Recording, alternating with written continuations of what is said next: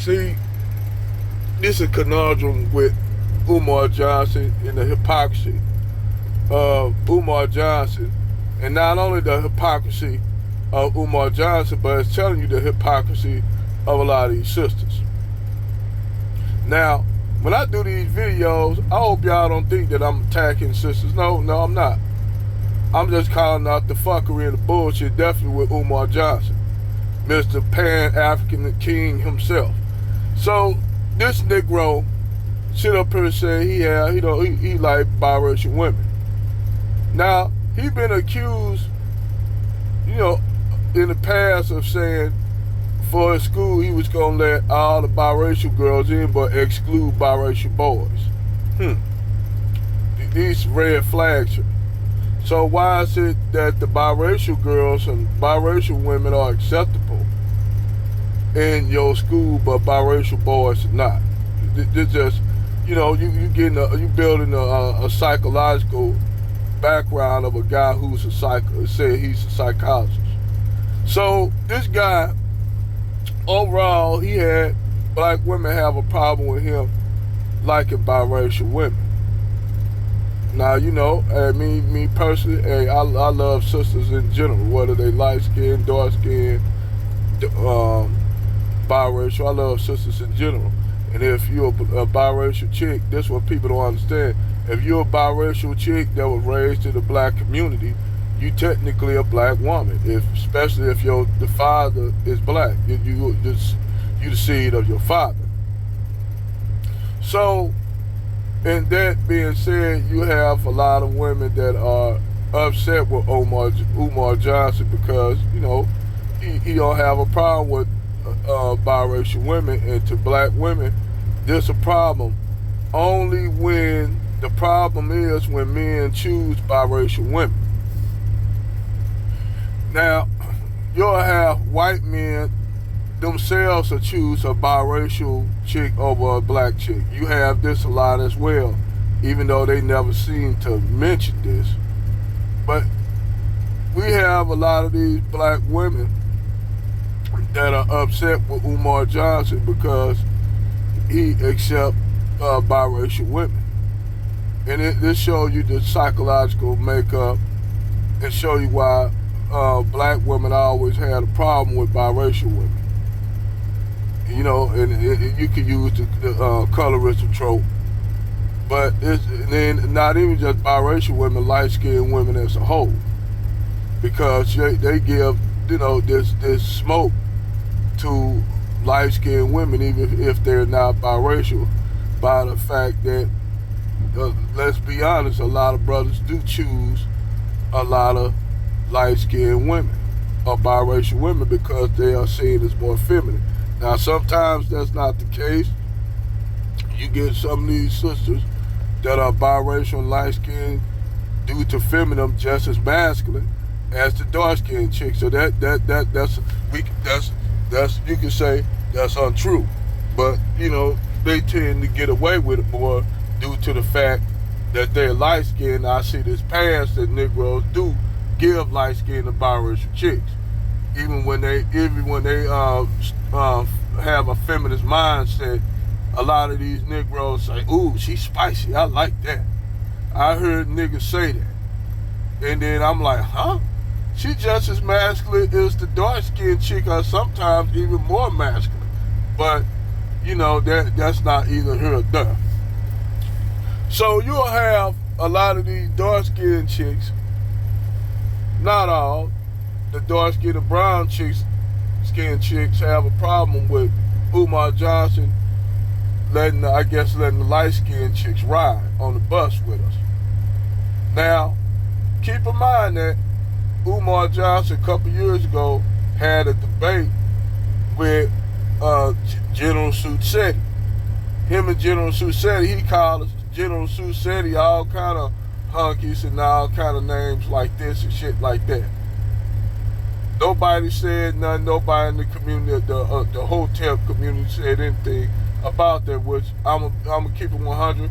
Umar Johnson was wrong. He was wrong for that. He was very wrong for that, to do that brother like that. But neither here or there. Umar Johnson is to me full of hypocrisy. Full of hypocrisy. And you got black women that like him when he said he would let the light skin or biracial chicks in. Now the black chicks are upset, but the question is, you have a lot of these black women will lay up with a white dude and have biracial children with their white dude to put their biracial daughters up on a pedestal. You seen Crystal Currency do this.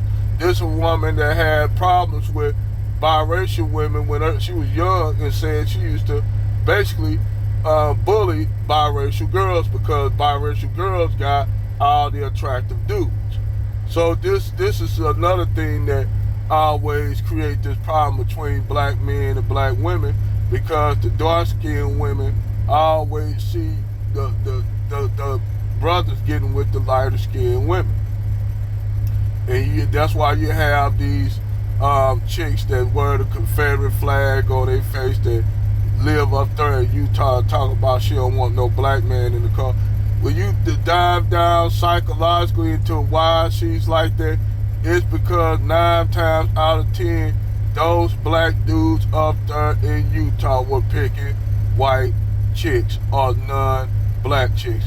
And she had a problem with that. So much, in fact, that she got her the biggest redneck, fattest, ugliest redneck she can find and sit up there and talk that trash when we know that's cap.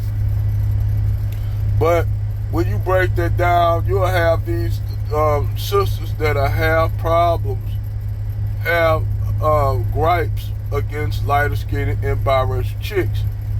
Only until they get with a white dude and give birth to a biracial chick, where they, like my brother Sarge WP couldn't say it more adequately and elegantly enough, that they live vicariously through their biracial daughters.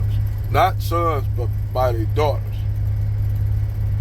Because in her head, even though she despised and had a deep-seated loathing for biracial and light-skinned women, she still lived vicariously through their biracial daughters. Because they always wanted to be like the light-skinned girl, get all the attractive guys. And it wasn't that the dark-skinned women wasn't able to get attractive men, because you had dark-skinned women that were attractive. But the funny thing is, the dark-skinned women that were attractive, that were super attractive, hung out with the light-skinned girls that were super attractive. So they formed a clique. It was called they was the motherfuckers, the it girls. They was the it girls. Whether they were dark-skinned, light-skinned, the light-skinned chick didn't have a problem with the dark-skinned chick that were attractive. Just like the dark-skinned chick didn't have a problem with the light-skinned chick, because both of them was equally attractive. And that's what it come down to. They used this whole colorism trope. They use the colorism trope like it ain't shit. Because you'll find dudes still getting with dark-skinned chicks that are attractive. Now, you heard some of them niggas say some bullshit like this. Like, you attractive for a dark-skinned girl. You'll hear these guys, you'll hear guys actually saying this shit. And like, nigga, you sound stupid. You sound retarded.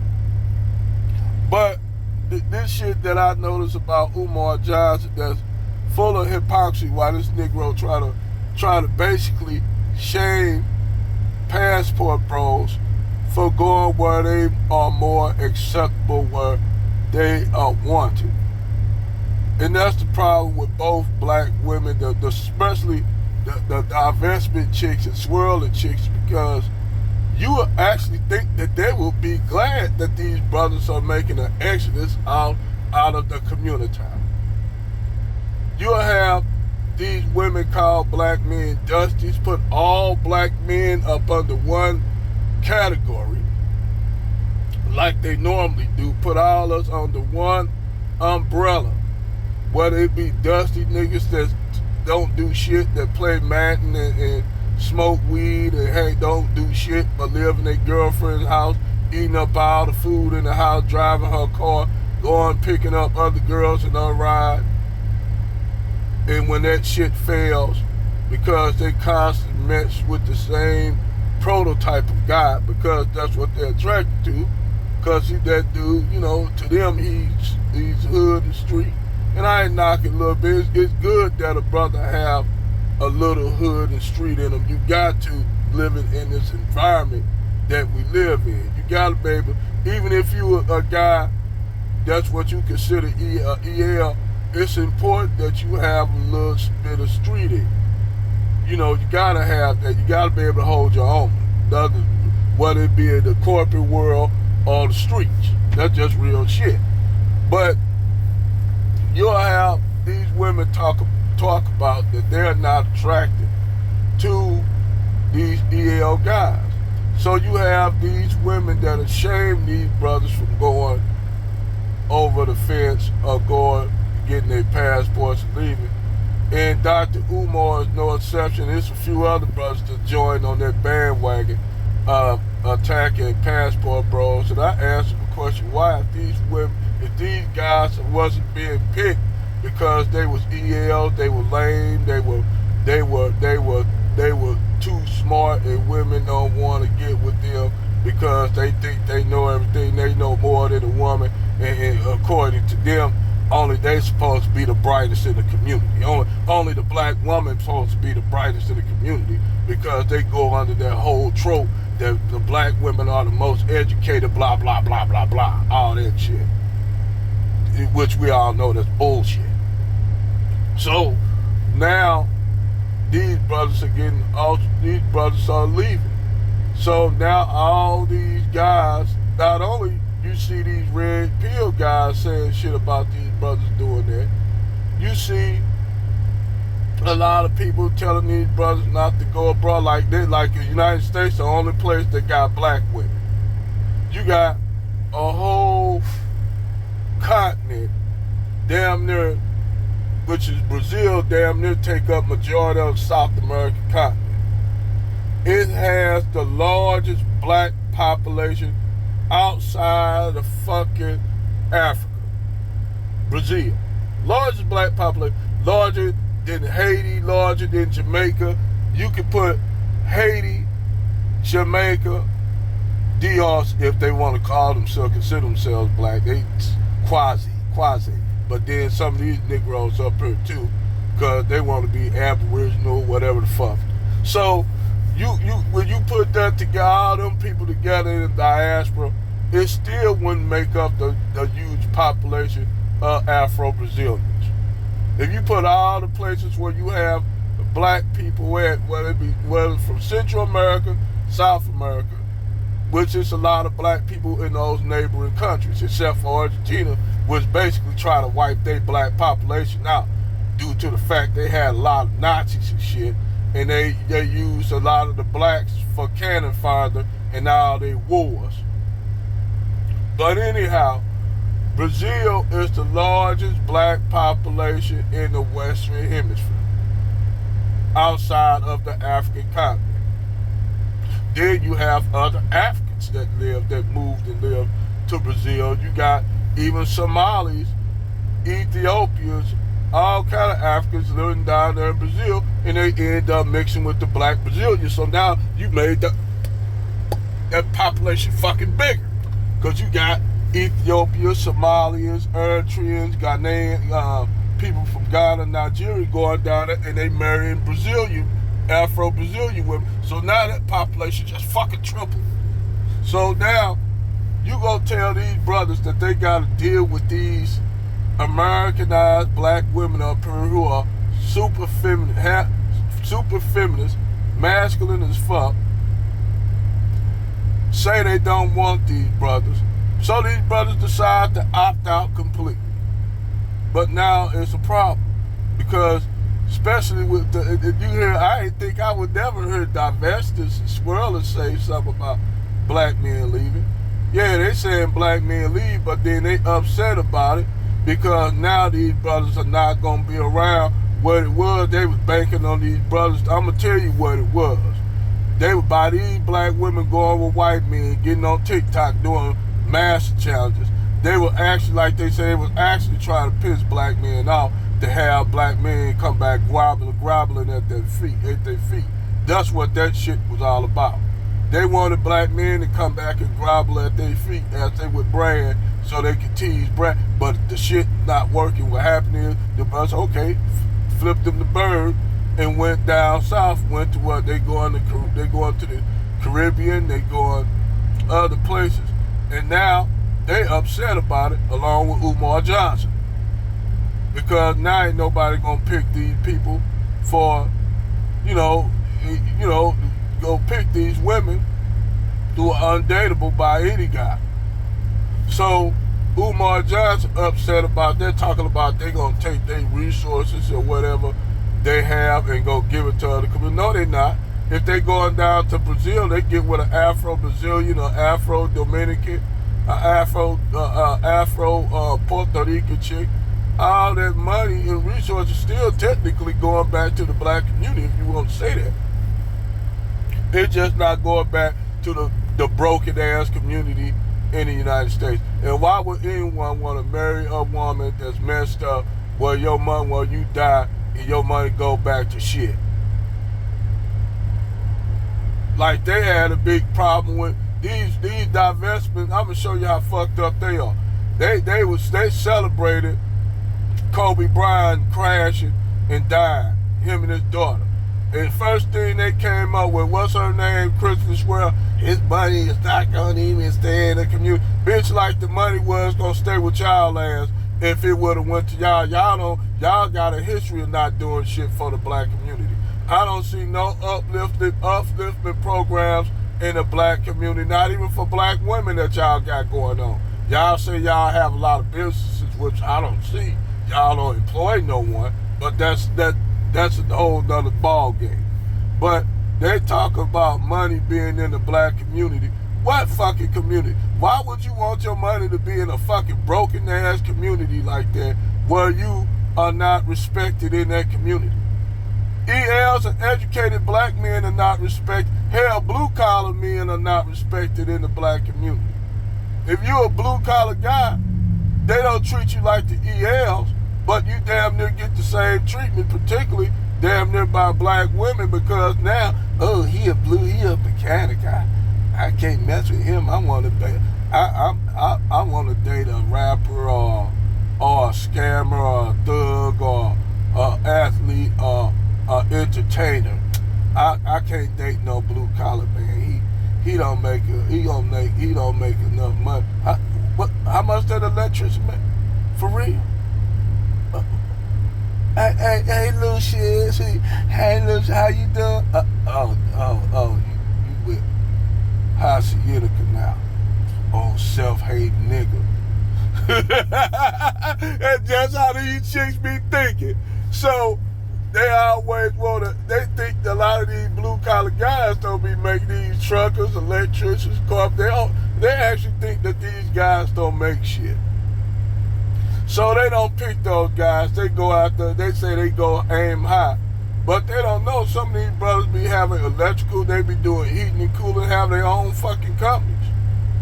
And then with the trade, the skills they get, they can get a job anywhere. Whereas if that athlete fall out, break his ankle, and can't play for the NBA or run a football down the field, that's a useless nigga. If that nigga can't rap, he ain't doing no rapping. He done made a bad deal, and that nigga go broke and he fall off, you don't know where he at. That nigga made a bad deal. That nigga someone learning another skill, whether y'all know it or not, because it didn't work in sports, it didn't work in entertainment. So now these Negroes gotta go and reinvent themselves. And that's the problem. These sisters are judged. Black women are the most judgmental women of them all. They'll try to say, well, we take all y'all dust. Yeah, y'all take all the dusty niggas that ain't about shit. That's what it is. Y'all try to make niggas that y'all know that ain't really dusty, so y'all that don't have their shit together, because y'all know y'all could control them to a certain extent until they beat your ass, take your car, and be having another Keisha laying up in your bedroom while you working and shit, eating up all your kids' food, eating up all the Captain Crunch, all frying up all the fried chicken, eating up all the Lunchables that the kid got for lunch, eating up all that shit. You come home, or the nigga got your car and he pick you up late because he was dropping Shantae off at her job and picking you up, dropping her off in your car. Now he late picking you up. See what I'm saying? Them the type of niggas y'all try to say, see, we do be giving black men. No, you give dusty niggas a chance. Well, that's my rant in the dark. Until next time, over and out.